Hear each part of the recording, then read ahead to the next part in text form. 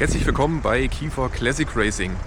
Wir sind heute in Mainz in der Halle 45 auf der Motorrad-Rennsportmesse, kurz MRM. Also bleibt dran!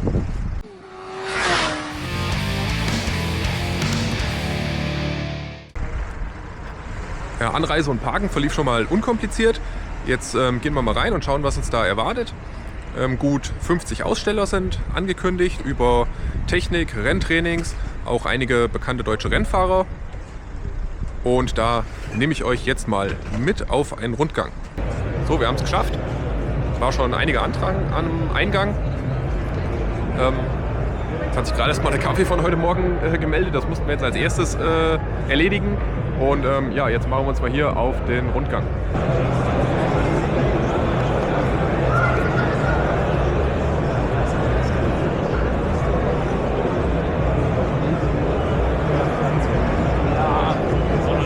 Schöner Umbau von der Yamaha XJR.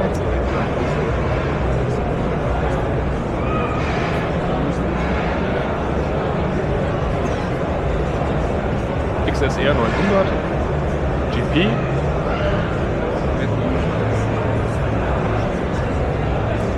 Die wäre für mich persönlich auch was.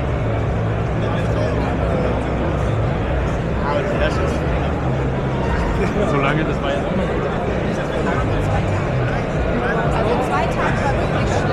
Dann die Jugendförderung, ADAC, auch immer sehr interessant. Für unser Nachwuchsfahrer auch schon teilgenommen.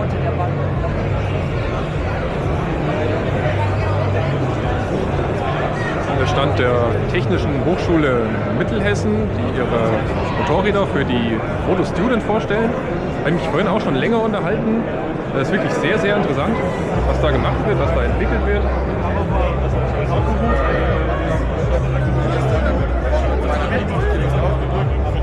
Sowohl elektrisch, auch Verbrennungsmotoren.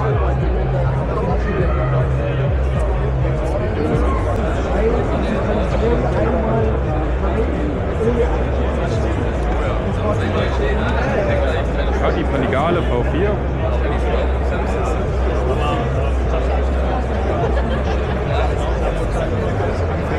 Sehr cool. Sogar zu verkaufen. Ja, es sieht einfach lange der Platz aus.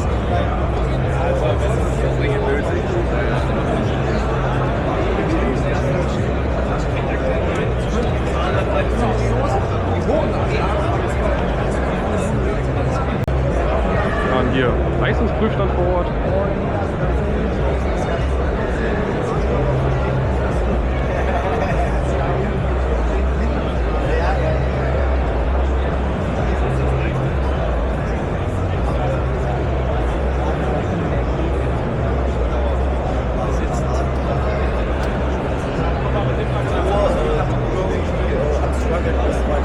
Dann hier Kawasaki aus dem Ninja Cup. Also das braucht man nicht, dass du da irgendwie sagst, oh Scheiße, Unsicherheit hast. Hier die E-Pitbike Teststrecke. Bis jetzt habe ich noch niemanden fahren sehen. Mal schauen, ob da nachher noch was geht. Sieht auf jeden Fall sehr interessant aus.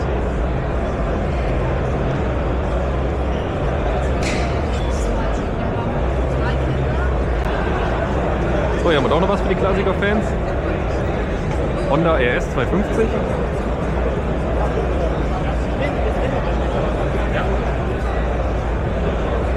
Sehr toll.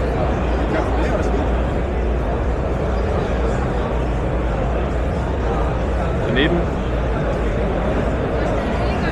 schöne Aprilia RS 250. Valentino Rossi Edition.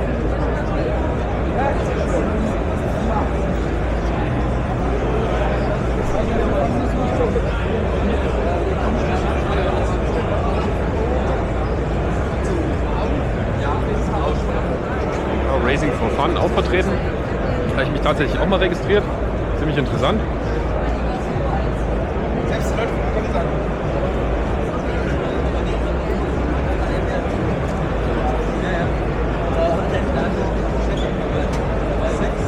Mit auch GSX-R, auch schon ein Klassiker. Und so die ganze Zeit schon, was sie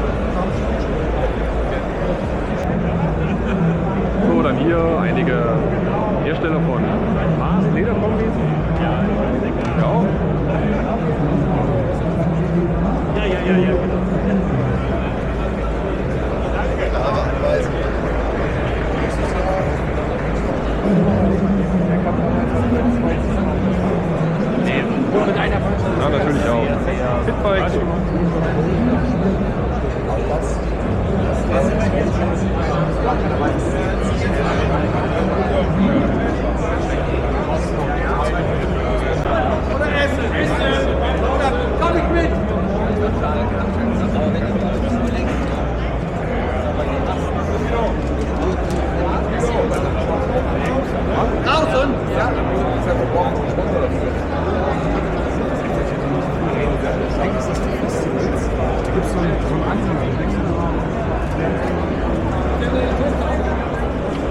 Natürlich wieder Kleidungslieferanten.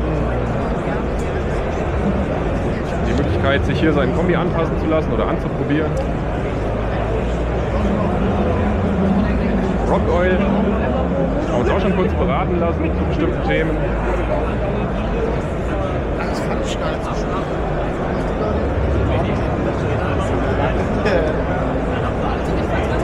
Coole BMW dabei. Wir schauen. Ja.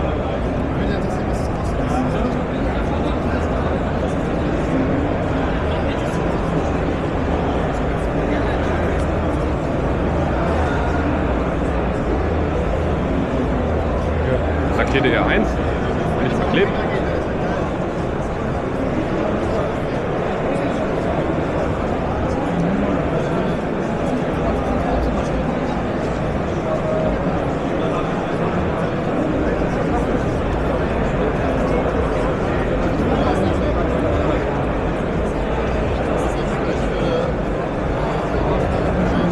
CBR von Florian Alt.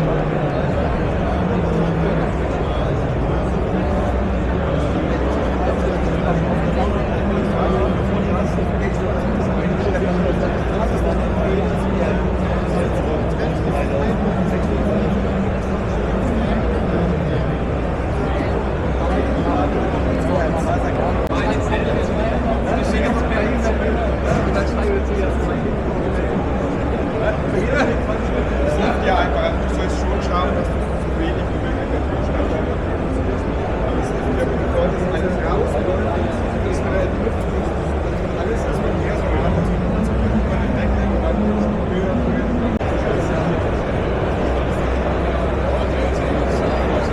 Dann hier der Stand von Daniel Kram, ich denke mal viele kennen ihn von YouTube, unter seinem Namen Hobby Racer. Im PT habe ich mich mal nach der Cross-Tour in der Doppellinks an der Cross-Tour. Wenn es halt, du musst halt 10 Minuten weiter.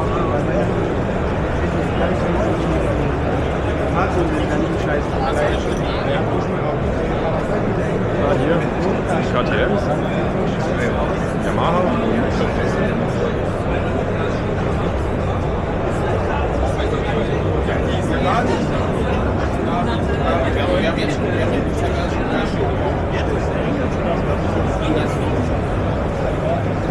Ist noch Geld umlaufen?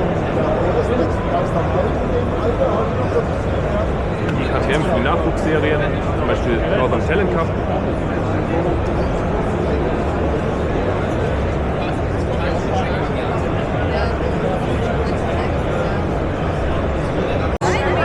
So, hier auf der Programmbühne gibt es jetzt einen Vortrag von Me-Racing zum Thema Klassikrennen mit Motorrädern der 1990er und 2000er. Das werden wir uns jetzt auf jeden Fall mal anhören. Grüße dich, Uwe. Vielen Dank, dass ihr mit eurem Team hier auf der Messe seid. Das ist ja quasi ein Team, was aus dem Hobby entstanden ist. Richtig, ja, vielen Dank für die entsprechend Zugelassung. Du kannst es nicht verhehlen, an deinem T-Shirt sieht man es, du kommst aus dem Pixar-Bereich. Richtig, ja. Mein Herz ist bei Suzuki hängen geblieben und ich fahre schon über 40 Jahre Suzuki, meine erste Maschine. Ich habe jetzt hier den Vortrag von Me-Racing nicht komplett gefilmt, war aber sehr interessant. Es ging um die Vorstellung der Moto-Trophy. Ich bin sicher, da gibt es auch noch Interessenten. Jetzt als nächstes die Technische Hochschule Mittelhessen. Ich denke mal, das wird auch ein interessanter Vortrag. Ich habe da ja vorhin schon ein längeres Gespräch geführt, mich da informiert, was da so geht. Deswegen bin ich jetzt auch auf diesen Vortrag hier ziemlich gespannt. Genau, also wir fahren mit E-Fuels, die sind CO2-neutral, haben natürlich ein bisschen andere Charakteristik als normaler Sprit, hat ungefähr 98 Oktan, also mit Super Plus zu vergleichen. Genau, das ist so viel zum Motor. Wir von der Hochschule bauen komplett ein eigenes Motorrad. Bis auf Motor und Bremszangen ist alles selbst, beziehungsweise können wir aussuchen. Wir bauen den Rahmen selbst, wir bauen die Schwinge selbst, wir bauen einen Teil der Karosserie selbst. Bevor ich aber auf das Motorrad eingehe, würde ich gerne noch eine kurze Einleitung in unser Projekt sagen. Ich glaube, oder in die Rampen, in quasi dynamisch, also wir haben Drucksensoren verbaut in dem Motorrad und könnten wir bei Hangoff die Position des Fahrers messen.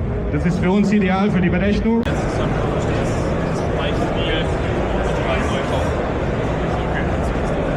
DGP, eine Ducati, komplett Carbon verkleidet.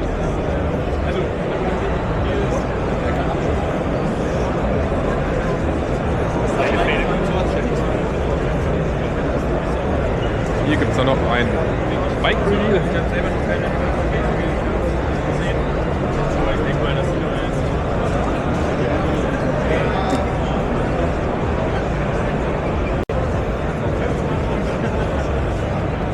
Hier Race Fox, ich denke die meisten kennen es. Sehr, sehr großen Stand.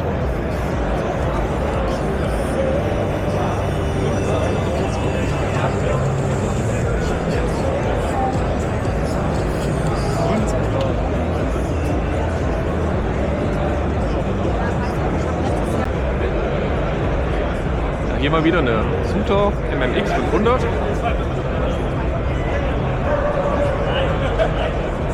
Die Nummer 6 von 99.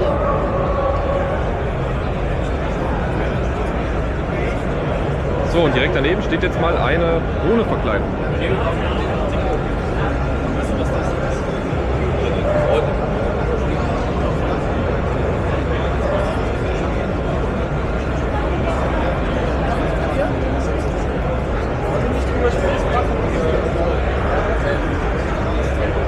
Ja, so sieht das da unter dem Carbonkleid aus.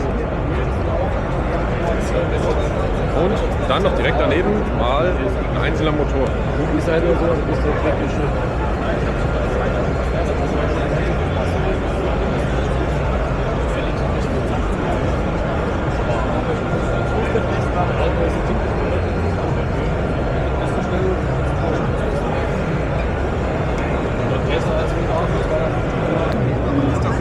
Gerade hier bei den Rennen- und Schräglagentrainings ziemlich Anfang, großes Interesse. Ich habe vorhin auch schon mal beraten lassen, ein paar Infos eingeholt.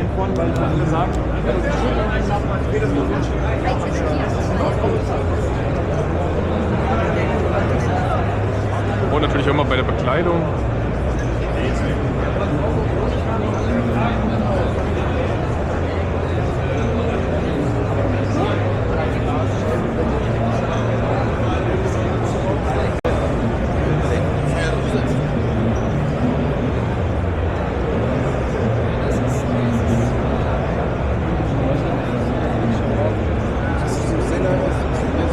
Highlight, Ducati, Desposetici.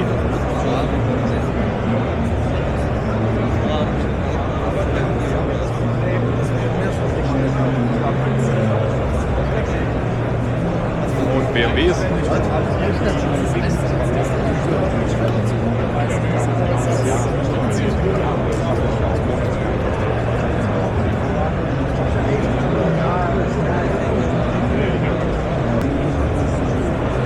Hier Renntransporter-Konzepte. Hier sehr cool mit Heckgarage.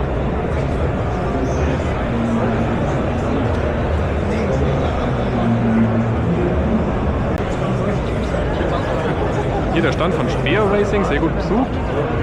Da habe ich mich auch schon gerade beraten lassen bezüglich Renntrainings. War sehr interessant, da werde ich auf jeden Fall mal reinschauen. Wer hat sich so interessiert, bekommt so schöne. Ja, der Vortrag der Technischen Hochschule Mittelhessen war ziemlich interessant. Ich habe es jetzt zwar nicht komplett gefilmt, aber wen das interessiert, die sind auch auf Instagram vertreten. Kann man gerne mal reinschauen und sich da näher informieren. Das ist super interessant, was die Studenten da auf die Beine stellen. Jetzt gibt es gleich noch einen Vortrag von Philipp Oettel, der da seine Laufbahn erläutern möchte. Das nehmen wir jetzt noch mit. Das wird sicherlich sehr interessant. Und dann denke ich mal, treten wir auch schon bald die Heimreise an. In der letzten Saison, wie machst du das Ganze? Wie führt's mal da durch?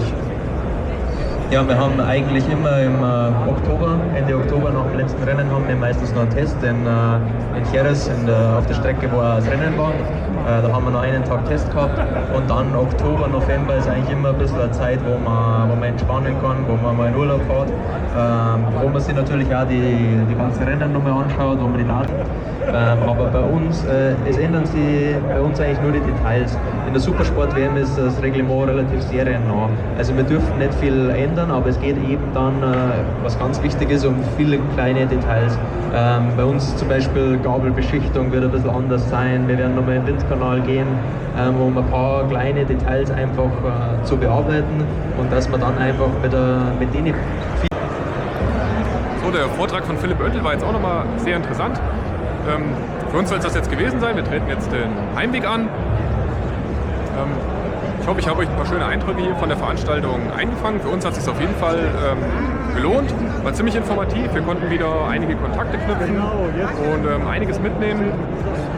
Ich habe jetzt die Aufnahmen mal nicht mit Musik hinterlegt. Ich hoffe, ich konnte so die Atmosphäre der Veranstaltung auch akustisch ein bisschen besser einfangen. Ja, wie gesagt, jetzt treten wir den Heimweg an. Ich hoffe, es hat euch gefallen und tschüss, bis zum nächsten Mal.